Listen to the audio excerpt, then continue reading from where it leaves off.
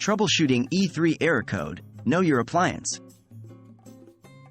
Hello everyone. Today we're going to delve into the meaning of the E3 error code that may pop up on your appliance. This might seem like an annoying problem, but don't worry. By the end of this video, you should be able to understand what this code indicates and have some basic knowledge on how to approach it. What does the E3 error code mean? The E3 error code is a common fault indicator in many appliances, but its exact meaning can vary depending on the appliance type and the brand. For instance, in some washing machines, the E3 error might indicate a motor tachometer fault, while in a dishwasher, it could mean a heating issue. So, the first thing you need to do is to identify what the E3 code means for your specific appliance. You can do this by referring to your appliance's user manual or by visiting the manufacturer's website for information. How can I troubleshoot an E3 error code? Troubleshooting an E3 error will also depend on what the code means for your appliance.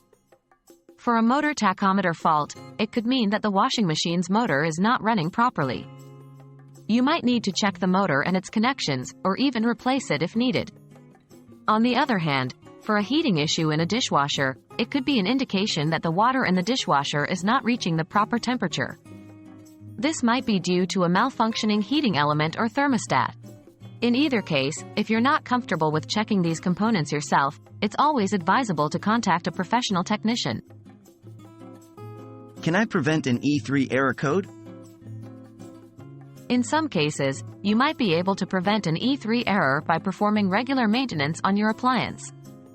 For example, for appliances that deal with water like washing machines and dishwashers, regular cleaning and descaling can help prevent issues that lead to an E3 error.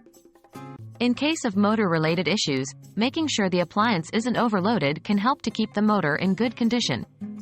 However, keep in mind that even with the best care, appliances can still develop faults due to wear and tear over time. In conclusion, the E3 error code can indicate different problems depending on the type of appliance and its brand. Identifying the specific issue, troubleshooting, and regularly maintaining your appliance can help keep it running smoothly. But remember, when in doubt, don't hesitate to call a professional for help. Thanks for watching. We hope this video has been informative and helpful.